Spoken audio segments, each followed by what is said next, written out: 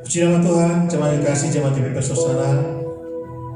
Hari ini 10 Mei 2020 kita akan beribadah online dan kita percaya Tuhan ada di tengah-tengah kita.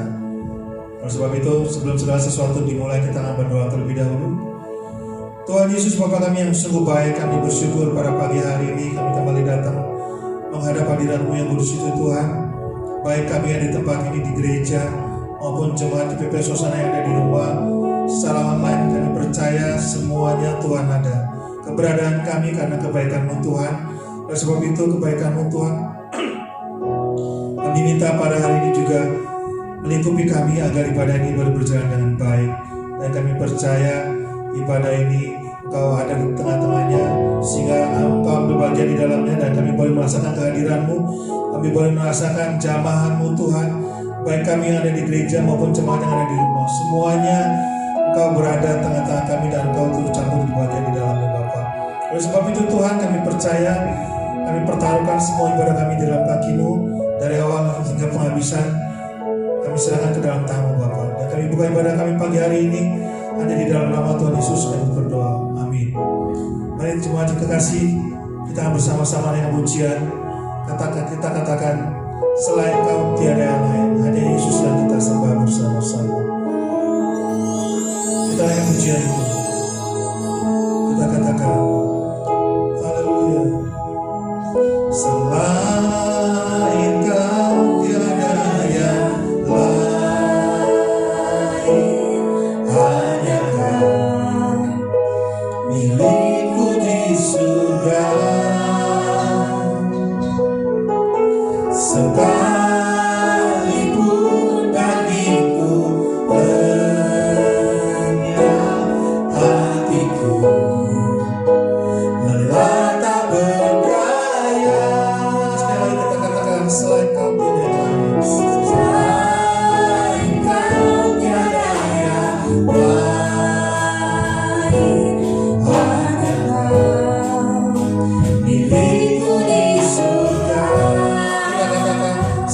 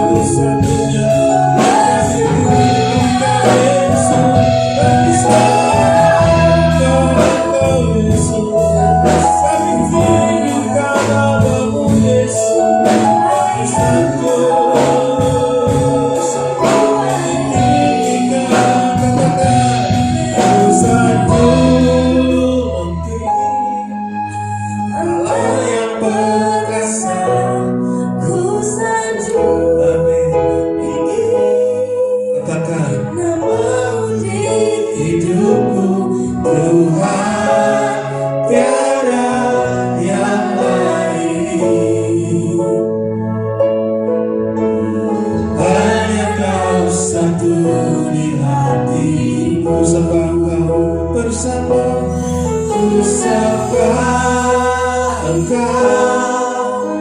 Inilah panggilan Tuhan Yesus. Jemaat GPK Sosana, kami mau menyatu nama kami. Kami percaya tiada nama Tuhan yang lain selain nama Yesus. Katakan, hanya Kau satu. Sekali lagi, Tuhan tiada yang lain. Tuhan tiada yang lain. Ibadi katakan, Tuhan tiada yang lain. Sekali lagi katakan bersama-sama, Tuhan tiada yang lain. Hanya Kau satu di hati. Berikan kemuliaan bagi nama Yesus. Haleluya. Oh, haleluya. Puji nama Tuhan, saudara kasih, jemaat Tuhan. Kita tetap mengakui tiada Tuhan, tiada nama yang lain. Oleh sebab itu kita mau naikkan syukur kita bagi nama Tuhan. Hanya Yesus yang kita sembah. Kita naikkan pujian, kita naikkan syukur bagi nama Tuhan. Segalanya bagi nama Tuhan. Dengan kemuliaan bagi nama Tuhan. Haleluya. Biar di rumah semua menyanyikan tepuk tangan bagi nama Tuhan. Kita mau naikkan syukur bagi nama Tuhan. Haleluya. Ya, kita katakan bersama-sama. Haleluya. Tunaikan syukur buat segala kekuatanmu, kasihmu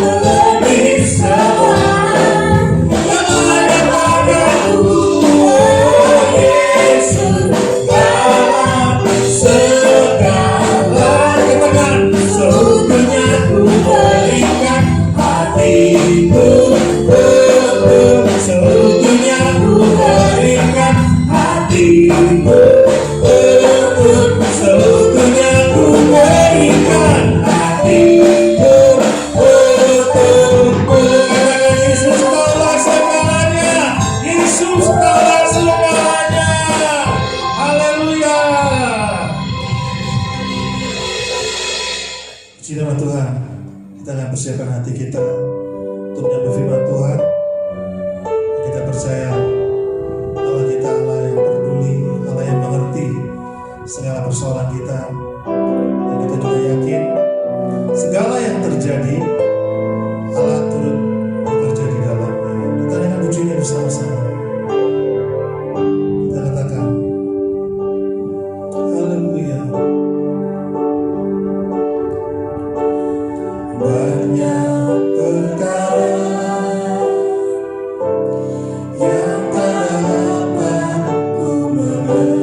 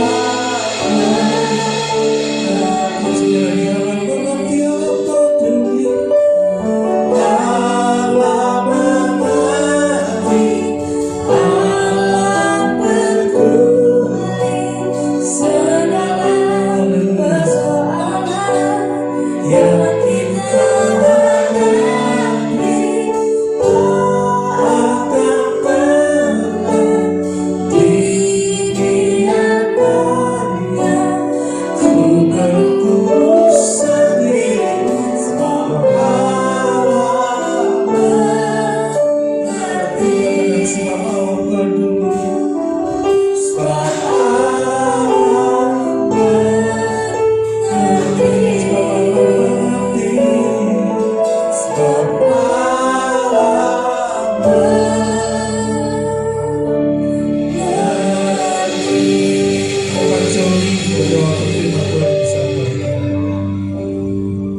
di surga, Tuhan kami Yesus Kristus, kembali pada pagi hari ini kami mau bersatu hati untuk memuji, memuliakan nama-Mu. Meskipun kami melakukan ibadah online, kami percaya setiap penyertaan-Mu ada di kami semua, ada di jemaat-jemaat-Mu, dan sebentar kami akan mendengarkan firman-Mu. Terima kasih Tuhan, Engkau sudah mengirimkan hamba-Mu Bapak Pendeta Yusda untuk menyampaikan firman-Mu. Kami percaya dimanapun kami berada, firman-Mu akan selalu menyertai, membimbing kami pada hari-hari pandemi ini. Kami percaya juga bahwa setiap tangan-Mu akan memberkati setiap kami dimanapun kami berada. Terima kasih ya Tuhan, kami siap mendengarkan firman-Mu. Hanya di dalam nama Tuhan Yesus Kristus kami berdoa dan mengucap syukur. Haleluya, amin. Saudara-saudara, kita mulai ibadat secara streaming ini dengan pembacaan Alkitab dari kitab Injil Markus pasal yang keempat ayat 35 sampai dengan 41, dan kita akan baca saling bersautan ya. Saudara-saudara baca ayat 35, pemimpin ibadat nanti melanjutkan dengan ayat yang ke-36, demikian seterusnya. Pada hari itu, waktu hari sudah petang, Yesus berkata kepada mereka, "Marilah kita bertolak ke seberang." Mereka meninggalkan orang banyak itu, lalu bertolak dan membawa Yesus beserta dengan mereka dalam perahu, di mana Yesus telah duduk, dan perahu-perahu lain juga menyertai Dia. Lalu mengamuklah taufan yang sangat dahsyat, dan ombak menyembur masuk ke dalam perahu, sehingga perahu itu mulai penuh dengan air. Pada waktu itu, Yesus sedang tidur di buritan di sebuah tilam. Maka murid-muridnya membangunkan Dia dan berkata kepadanya, "Guru, Engkau tidak peduli kalau kita binasa?" Ia pun bangun, menghardik angin itu dan berkata kepada danau itu, "Diam, tenanglah." Lalu angin itu reda dan danau itu menjadi teduh sekali. Lalu Ia berkata kepada mereka, "Mengapa kamu begitu takut? Mengapa kamu tidak percaya?" Mereka menjadi sangat takut dan berkata seorang kepada yang lain, "Siapa gerangan orang ini, sehingga angin dan danau pun taat kepadanya?" Ayat nats yang akan saya ambil dari Filipi 4 ayat 6, demikianlah firman Tuhan.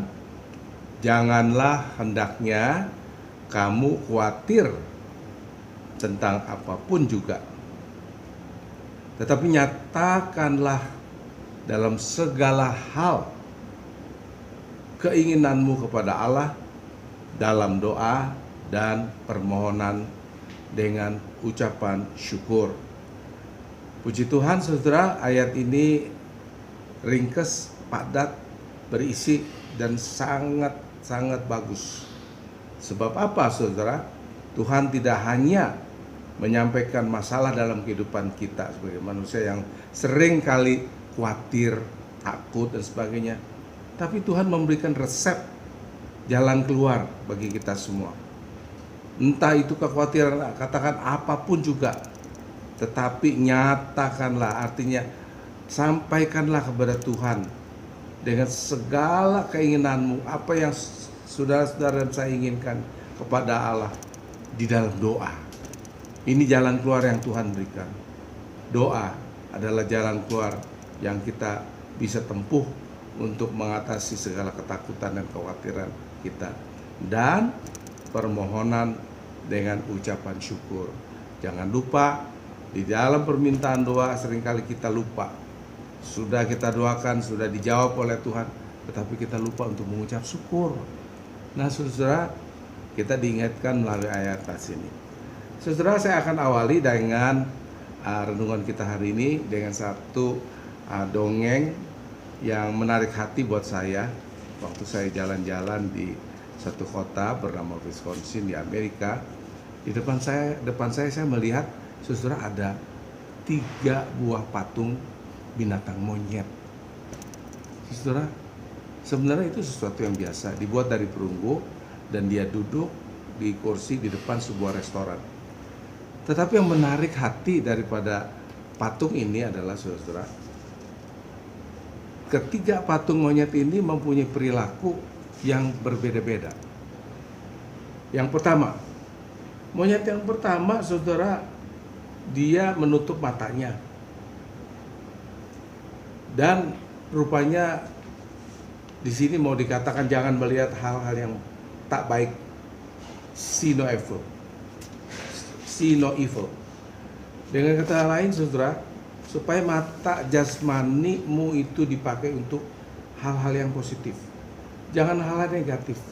Dan kalau sudah perhatikan orang-orang yang sering membaca misalnya pornografi dan sebagainya, ada kecenderungan dia berbuat kejahatan di bidang seks dan seterusnya. Demikianlah dikatakan oleh firman Tuhan, kita butuh satu mata rohani yang baik. Kalau tadi mata jasmani diberikan nasihat kepada monyet itu, tetapi sebagai orang yang percaya, saudara-saudara dan saya diberikan nasihat, jikalau kamu tidak dilahirkan kembali, kamu tidak bisa melihat kerajaan Allah. Nah, saudara, jangankan masuk di dalam kerajaan surga, masuk dalam kebesaran kerajaannya, untuk melihat aja kita tidak bisa, tidak sanggup. Oleh karena itu mata rohani ini kita perlu dicelikan. Dosa membawa saudara dan saya hidup dalam kegelapan. Tuhan Yesus datang memberikan kita hidup dalam terangnya yang ajaib. Firman Tuhan berkata, akulah terang dunia. Barang siapa yang percaya kepada aku, dia tidak berjalan di dalam kegelapan, tetapi memperoleh terang kehidupan. Kita membutuhkan terang kehidupan itu, supaya kita bisa, mata rohani kita ini bisa melihat segala rahasia Allah, janji-janji Allah, mengenal kasih Allah kepada kita yang mau mati di atas kayu salib untuk mengampuni dosa saudara-saudara dan saya. Dan juga kita diberikan mata rohani itu supaya bisa mengerti firman Allah yang tertulis di dalam Alkitab. Saudara, itu adalah monyet yang pertama. Ya, sekarang kita pindah kepada monyet yang kedua. Perilaku apa, saudara? Monyet yang kedua ini, dia menutup kupingnya. Oleh karena itu dalam Alkitab kalau kita baca, saudara, hendaklah kamu mendengar yang memiliki telinga.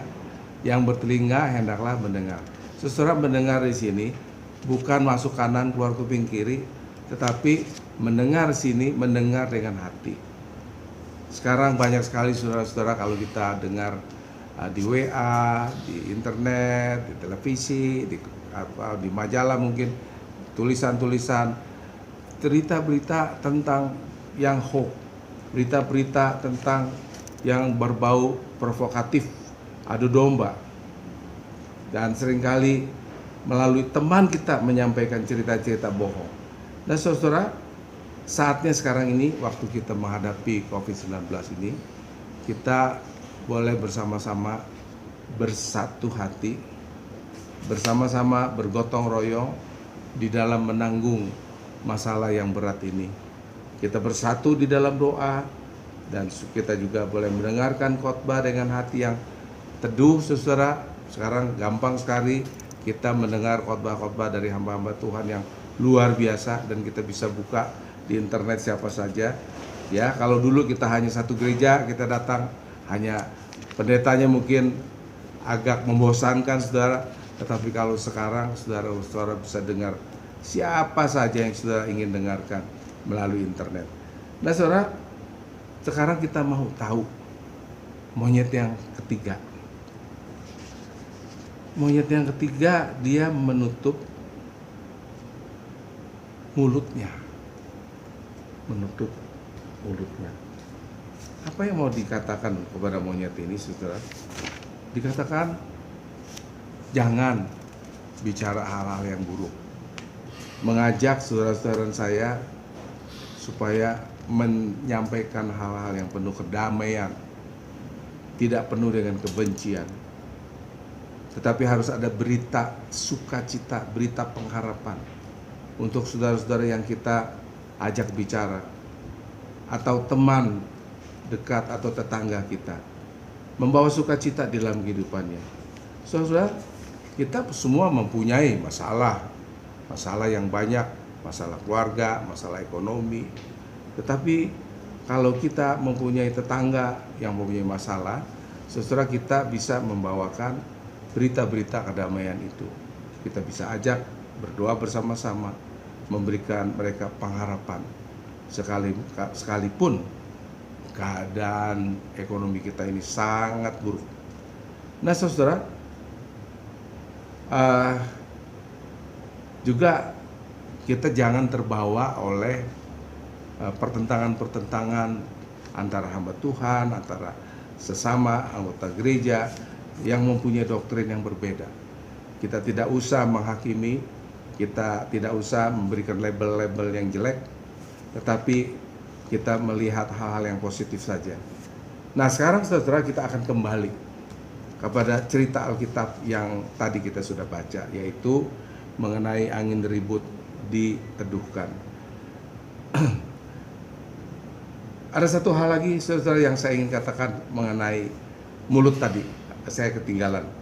Jangan ada perkataan kotor keluar dari mulutmu. Pakailah perkataan baik yang positif untuk membangun. Itu adalah perintah Tuhan.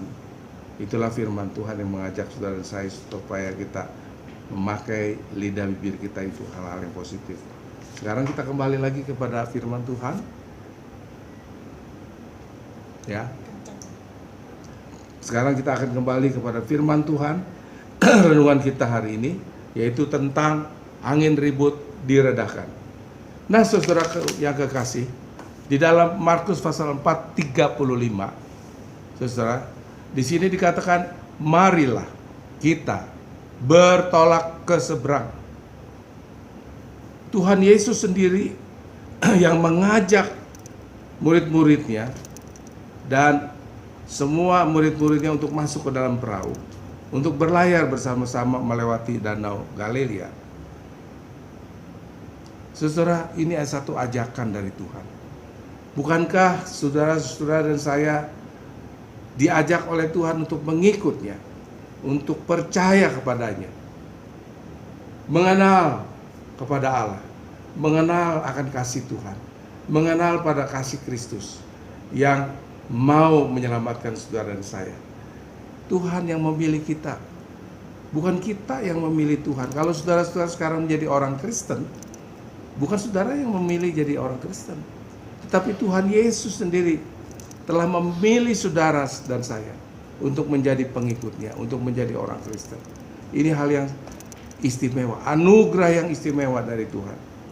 Dikatakan dalam firman Tuhan Yohanes pasal 15:16, bukan kamu yang memilih aku, tetapi akulah yang telah memilih kamu. Saudara, ini pilihan Tuhan luar biasa. Siapakah saya? Siapakah kita? Kita orang yang penuh dengan dosa, kita orang yang penuh dengan kelemahan, kita orang yang cemar, kita orang yang tidak pantas disebut orang-orang yang percaya, orang-orang yang disebut anak-anak Allah. Siapakah saya? Saudara, tetapi kalau Tuhan memilih saudara dan saya, itu adalah anugerah.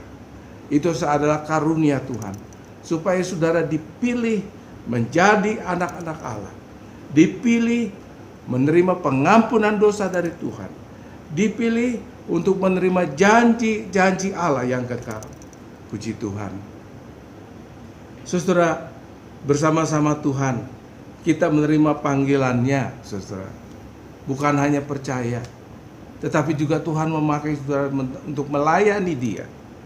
Tuhan memakai saudara untuk bekerja di ladangnya bersama Yesus kita akan sama-sama juga memikul salib. Nah, saudara, ini yang seringkali orang kurang begitu senang menyatakannya, kurang senang untuk dibicarakan, sebab salib bicara tentang kesengsaraan, salib bicara tentang penderitaan, salib berbicara mengenai kesulitan. Tetapi ini kata Tuhan Yesus kepada saudara dan saya. Lalu Yesus memanggil orang banyak dan murid-muridnya dan berkata kepada mereka, setiap orang yang mau mengikut aku, mengikut Yesus, ia harus menyangkal dirinya, memikul salibnya, dan mengikut aku. Ini sesuatu yang tidak gampang, saudara. Salib masing-masing orang berbeda-beda. Ada yang begitu susah hidupnya, penuh dengan penderitaan, penuh dengan konflik di dalam keluarga, penuh dengan masalah-masalah ekonomi dan sebagainya. Setiap orang harus pikul salib dan menyangkal diri. Ini berat. Tapi Tuhan Yesus berjanji pada waktu itu dia berkata, marilah datang kepadaku kamu yang berlelah dan menanggung berat. Aku akan memberikan kamu kelegaan, sejahtera. Ini janji Tuhan. Pada waktu kita mengalami kesusahan, kesedihan, Tuhan berkata, mari kita datang kepada Yesus. Nah, saudara, bagian yang kedua yang kita akan renungkan hari ini adalah dari Lukas pasal 8 ayat 23. Di sini dikatakan, dan ketika mereka sedang berlayar, Yesus tertidur. Sekonyong-konyong turunlah taufan dan ke danau itu, sehingga perahu itu kemasukan air dan mereka berada dalam bahaya. Saudara, waktu mereka berangkat sore hari itu bersama murid-muridnya, setelah Tuhan Yesus melakukan tugasnya mengajar dan sebagainya, berlayar di dalam keadaan cuaca yang tenang, angin sepoi-sepoi basah meniup, dan laut pun tidak bergelombang, begitu tenang. Tetapi dikatakan sekonyong-konyong, tiba-tiba turun topan dan ombak besar menerpa mereka, menyebabkan murid-muridnya menjadi takut, menjadi bingung, kacau, gelisah. Saudara, perahu itu hampir tenggelam. Dan saudara-saudara, sekalipun juru mudi yang terkenal murid-muridnya itu karena pandai dalam berlayar, tidak lagi sanggup untuk mengendalikan perahunya. Air mulai masuk ke dalam. Sekarang murid-muridnya harus membuang air itu keluar cepat-cepat supaya perahu itu tidak tenggelam. Tetapi lama-kelamaan ketakutan itu semakin hari, setiap saat semakin memuncak. Dan tibalah murid-muridnya sekarang ingat Yesus yang sedang tidur, dan dia harus membangunkan Tuhan Yesus, memohon pertolongannya sambil dia berseru, Tuhan, tolonglah, kita binasa.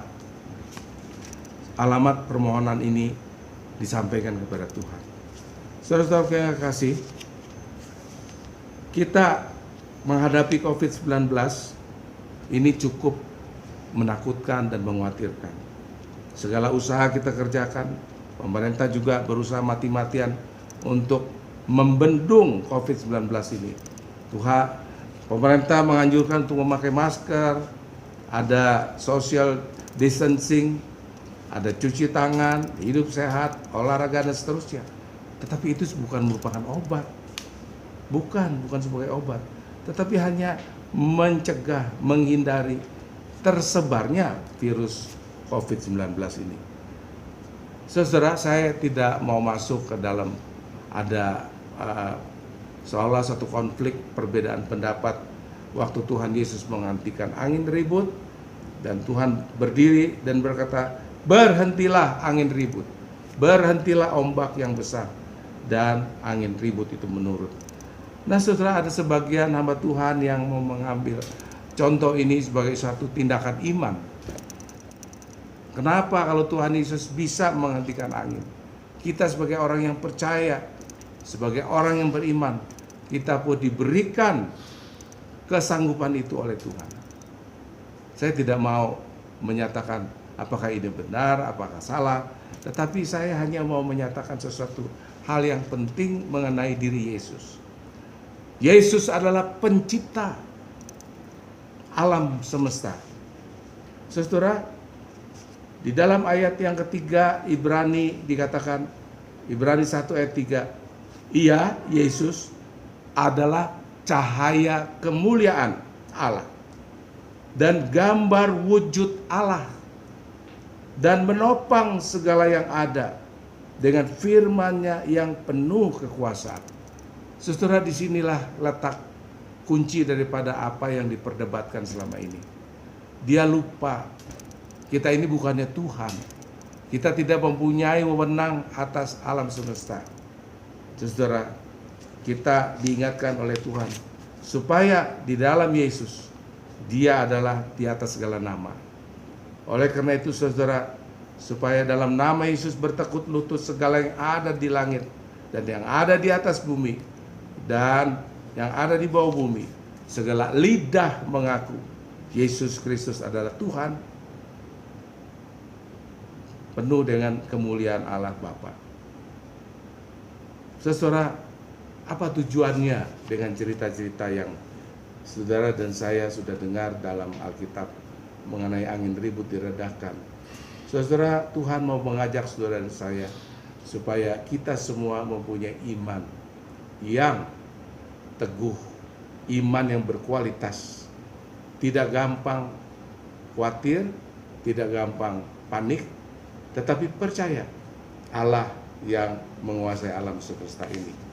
Saudara-saudara yang kekasih, oleh karena itu di dalam keadaan apapun juga kita harus ingat, dan satu perkataan yang Tuhan sampaikan kepada dan saudara dan saya dan juga kepada murid-muridnya pada waktu takut itu, Yesus berkata, mengapa kamu begitu takut? Mengapa kamu tidak percaya? Ini pertanyaan saudara yang harus saudara jawab kepada Tuhan. Kalau kita merasa takut, kita kurang percaya, berarti ada sesuatu yang perlu dikoreksi dalam hidup kita, dalam iman percaya kita. Sebenarnya kita tidak perlu takut. Takut memang itu manusiawi, tetapi kita memiliki Allah yang penuh dengan kuasa. Puji Tuhan saudara, kiranya firman Tuhan membawa berkat bagi saudara-saudara dan saya. Amin.